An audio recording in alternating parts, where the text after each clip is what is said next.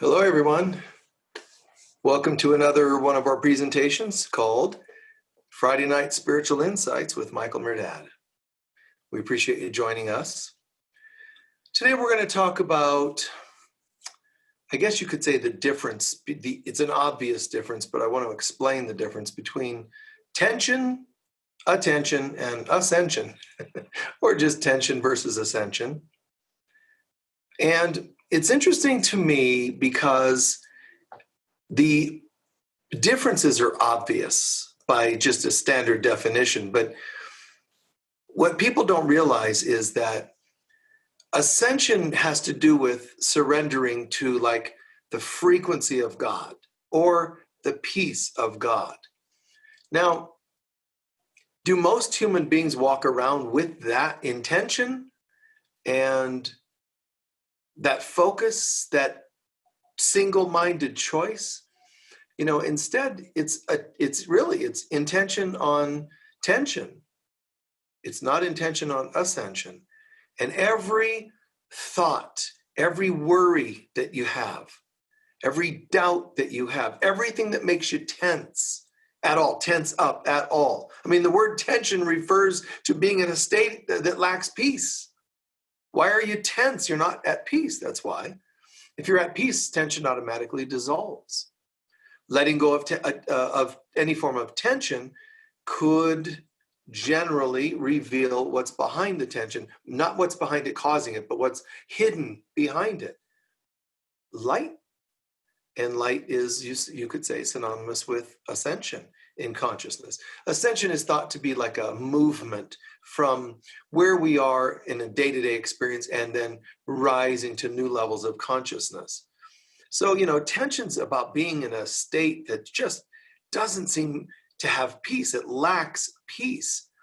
Tension means to tense up or worry, tension. And it's, I play that word also, attention, because what is attention? It's a tension. But you can have a positive attention because attention means, in a sense, to focus. So I can put a tenseness like attention in a form of a tension, a tenseness. Or I can let my attention be a focus. So attention is like the bridge between tension and ascension.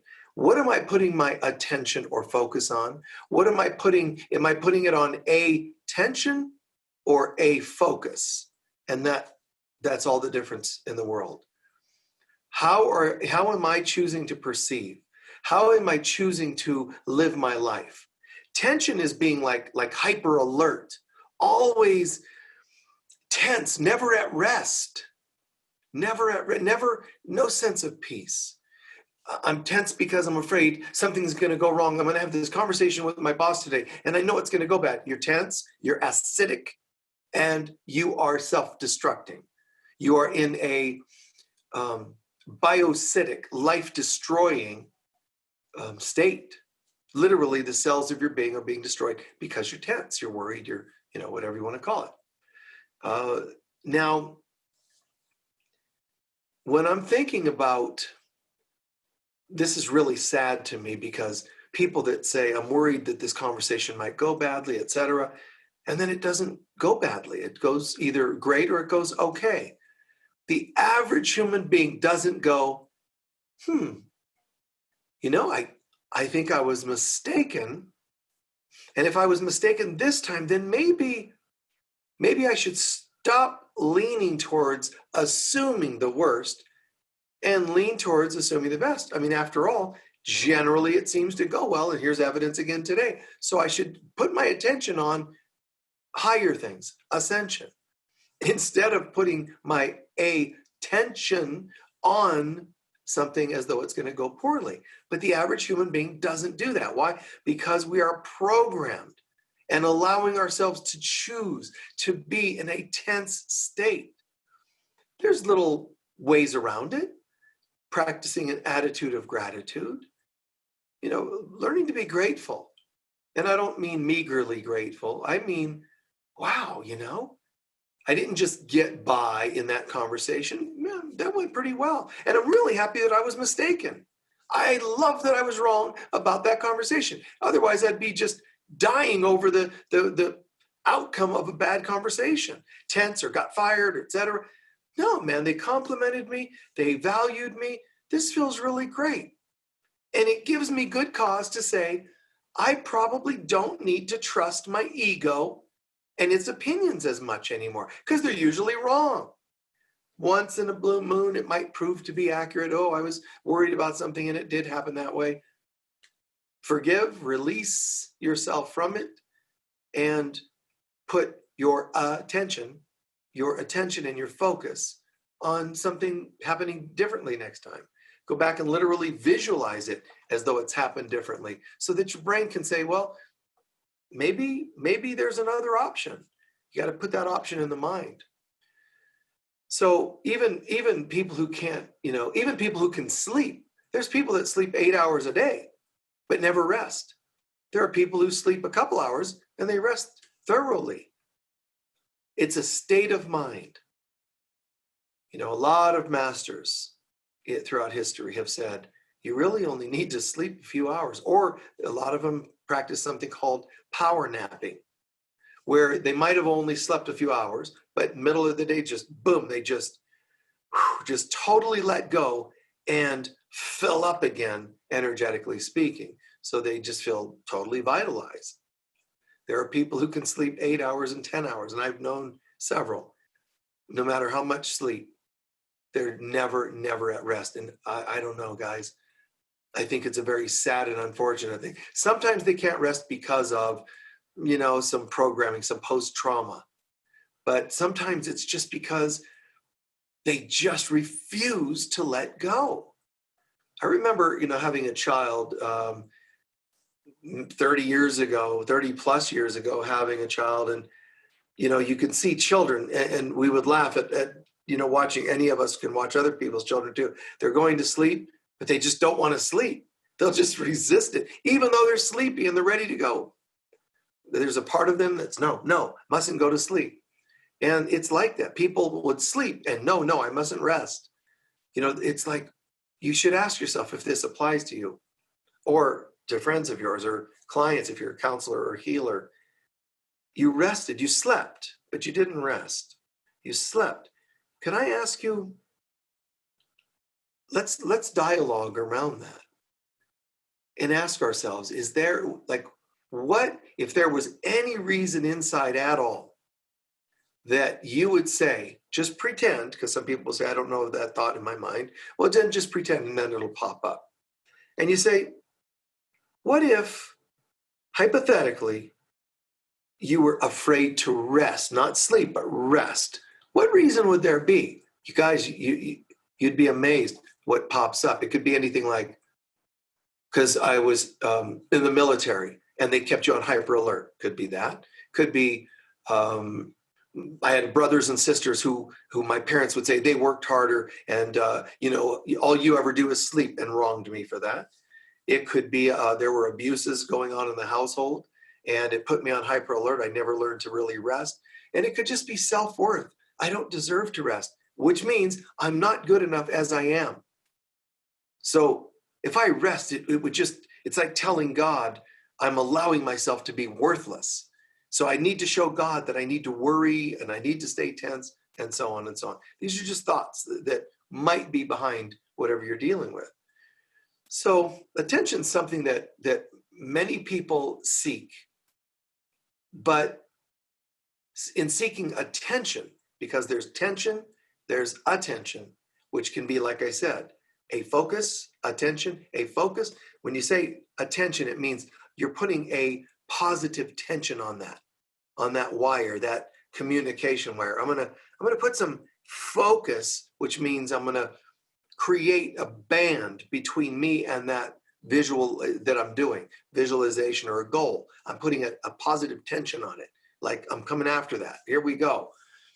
But attention could be seen as a focus, positive tension, a tension, a stress, a negative.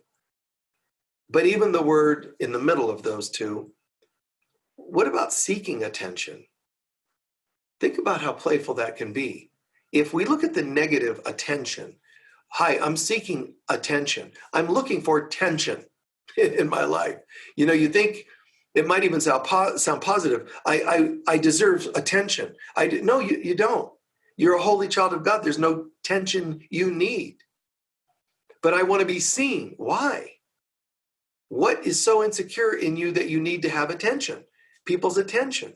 I need my mother's attention. I need my father's attention. I need God's attention. I need my spiritual teacher's attention. All that does is confirm that you have problems, that you are not seeing yourself as a holy being. So there's another way of seeing that word attention. I'm trying to get attention. Boy, it's just compensatory. You're just trying to get something. It means you lack self-awareness. The only time people seek attention is because they lack in their minds. They on some level, they feel like they're lacking something, and they are. True self-awareness. When you really know who you are, you don't need anything, least of all attention. And people, as a spiritual teacher, people have advised me so often through the years. What you ought to do is you need to, and you ought to, and telling me what is missing from my life. It's like the John Lennon song. I'm just sitting here watching the wheels go round and round. Just love to watch them roll. No longer riding on the merry-go-round. Because he said, I got on the merry-go-round, all this churning and churning of gears, and got ground up, really lost my mind, got into drugs and heavy drugs, and got depressed. And I'm off of that now. I'm not going to go back on that. And despite what everybody wanted him to do, a lot of his own peers, colleagues, you've got to get on it, you got it. And he's saying, no. They think I'm crazy, dreaming my life away, he says in the song. And I tell them there's no problem, only solutions. I feel at peace.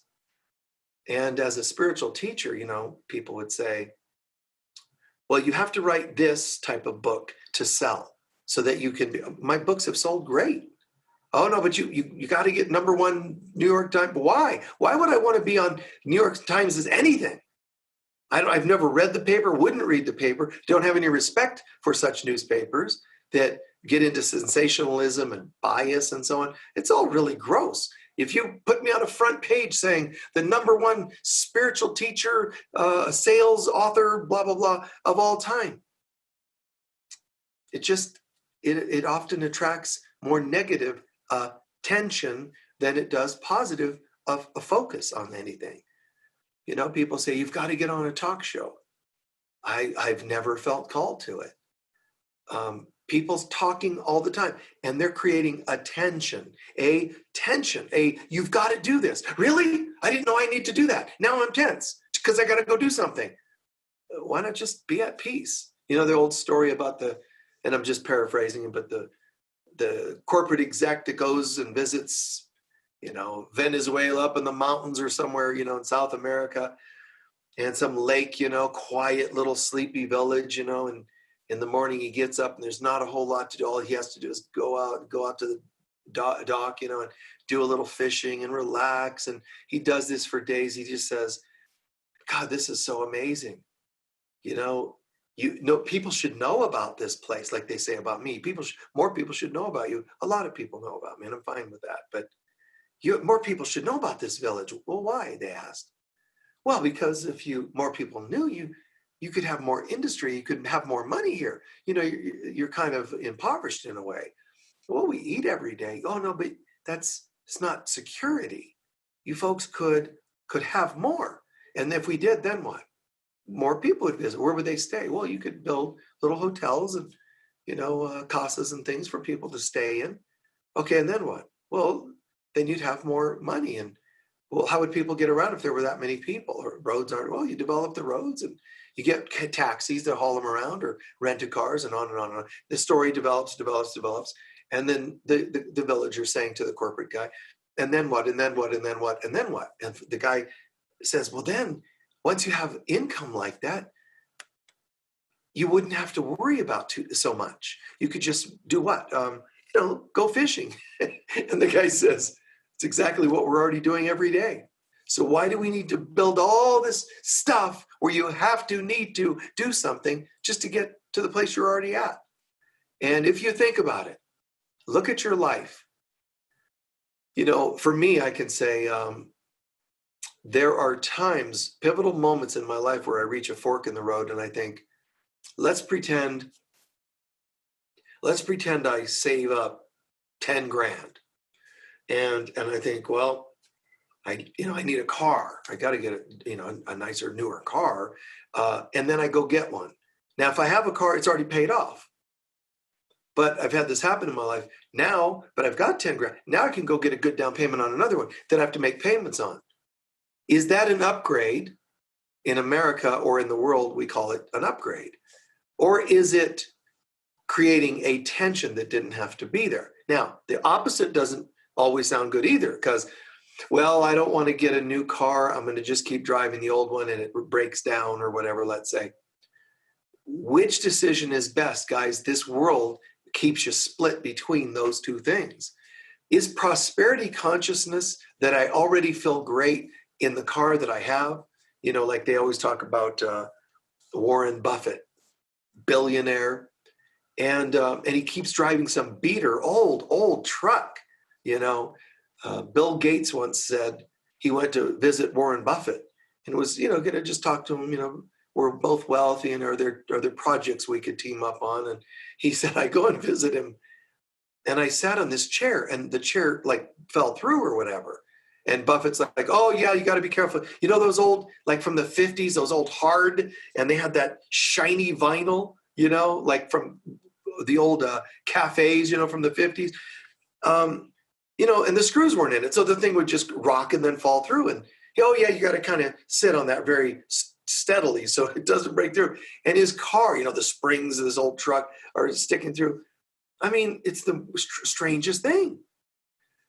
So is he a miser? Because he all he did is just kept letting the money accumulate. And then it was Gates that was saying, well, but you can use it positively. No. And his wife kept telling him that, Buffett.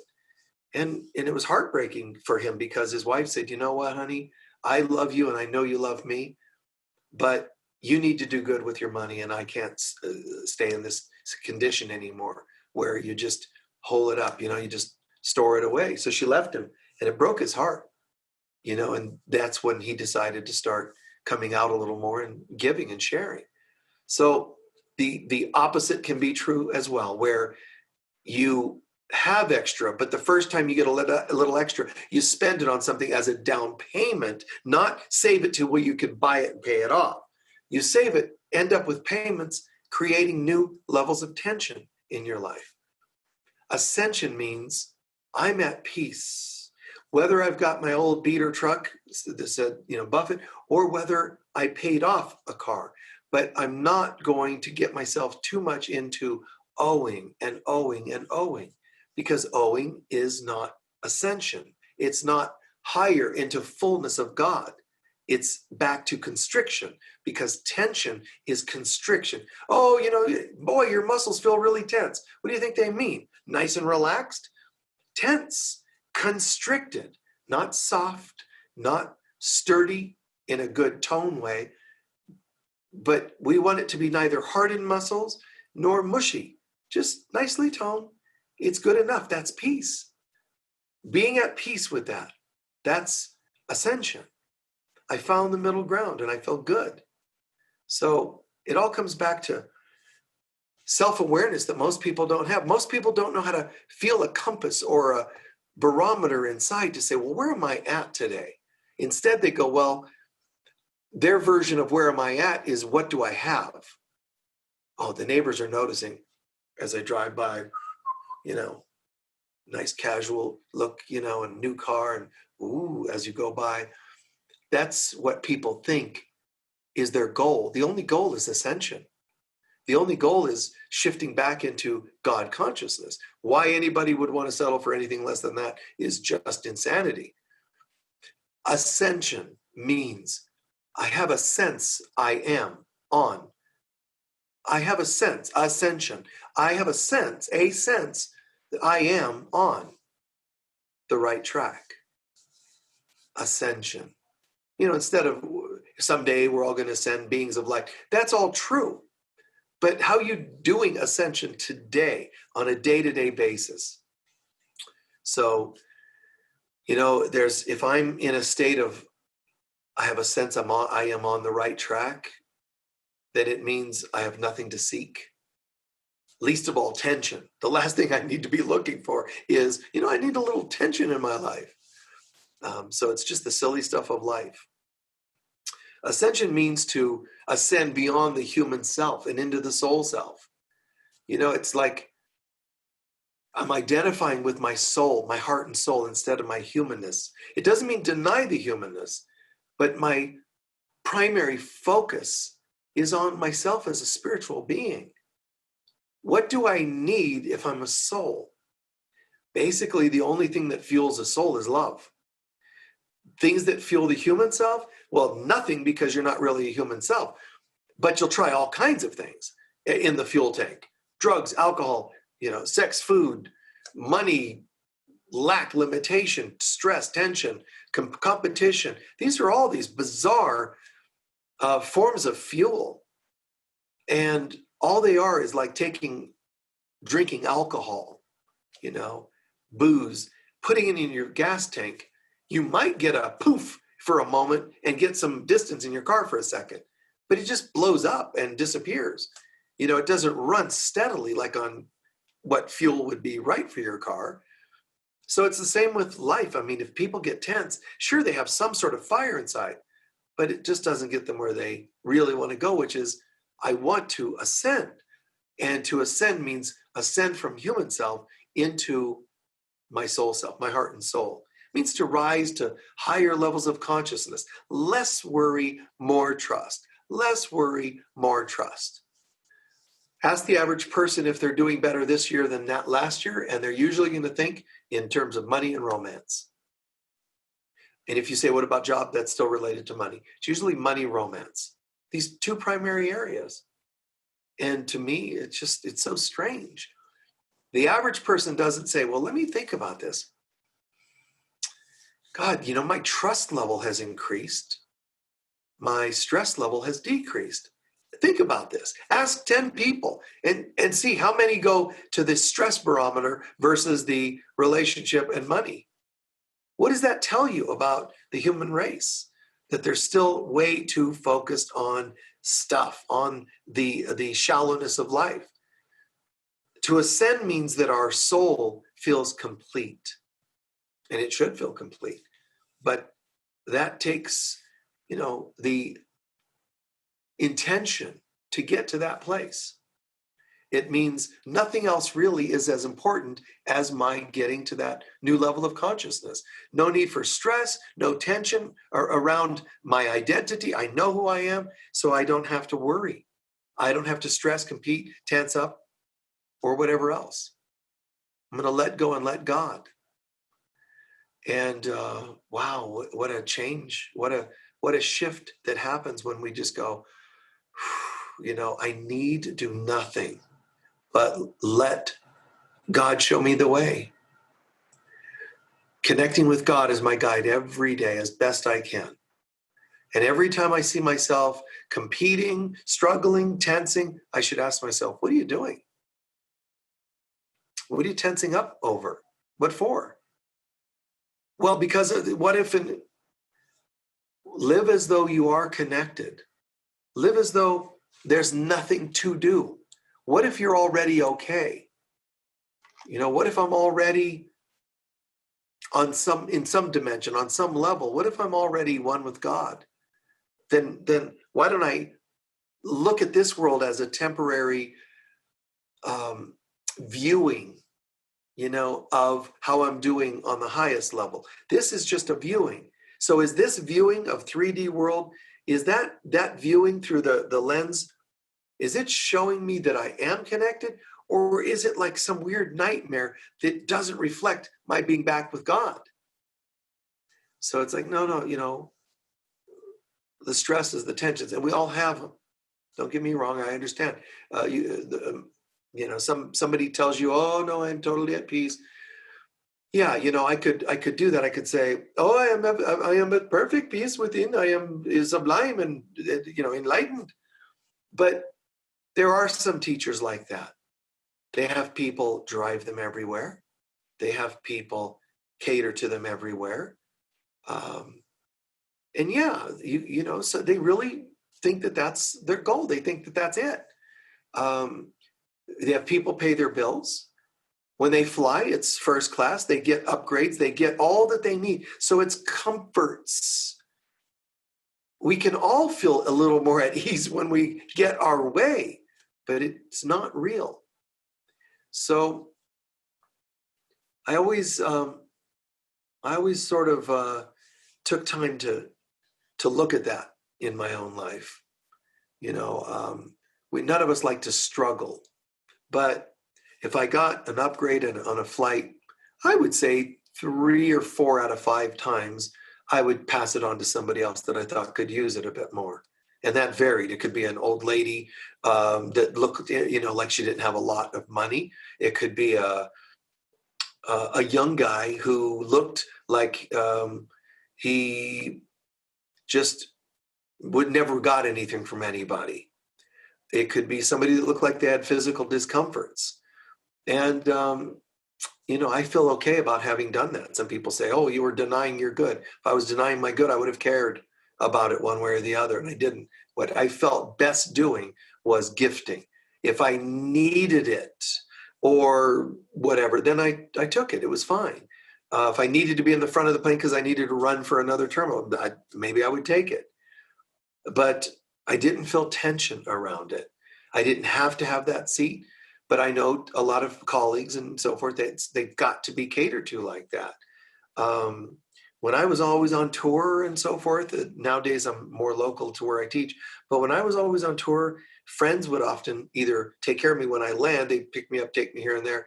But I also had my fair share of having to rent cars, drive places, middle of the night, be ironing my own clothes at midnight because I had to be up a few hours later to get things together for the next day, Sunday service, morning service.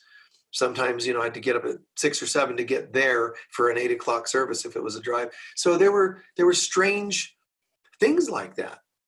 And I did it for year after year after year.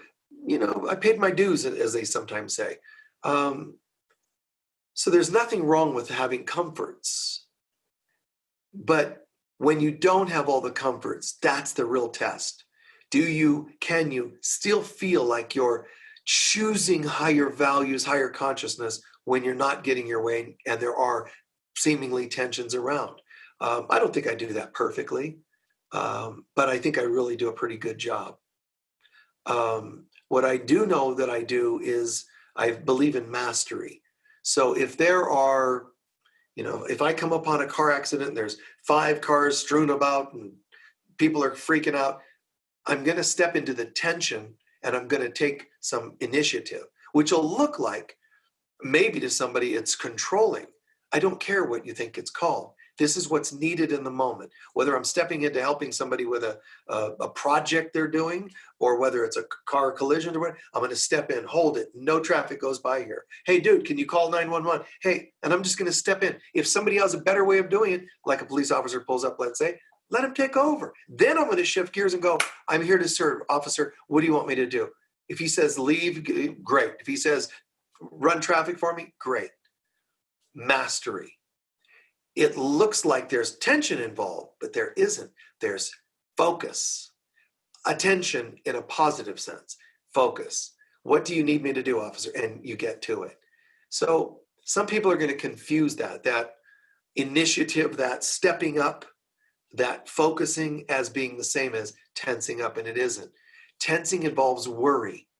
I don't feel worried when I'm taking a situation and maneuvering. Cars this way, cars that way. I don't feel worried. I feel confident. Remember, worry creates tension, but worry is the opposite of trusting. I trust the officer to tell me what he needs done. I trust if there's no officer yet there, that I'm going to do the best I can. And I have no room, no time for worry, which will result in tension. How would that help anybody?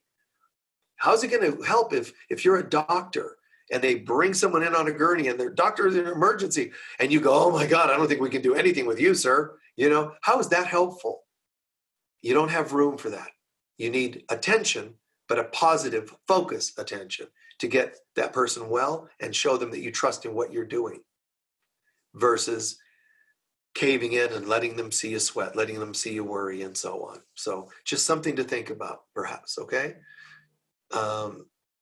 Sometimes these talks are major topics in really big subjects, and sometimes we have to go in and fine-tune pieces of a topic. Instead of being, let's say, just on divine trust today, we're talking about when that's not happening and the bits of symptoms like tension that can come from that. So remember, guys, you can talk ascension all you want, but are you living ascension by working through tension? All right. God bless you all. Thank you for being with us again. Every Friday, 5:30, we're doing these presentations. They're free. If you'd like to make a donation, we totally appreciate it. It helps us pay the bills. So thank you if you can afford to do so. God bless you all. Lots of love to you. And I hope that you just continue on your path because it's all we've got and it's all that matters. Don't let the craziness of the world take you down. All right? Peace. Bye-bye.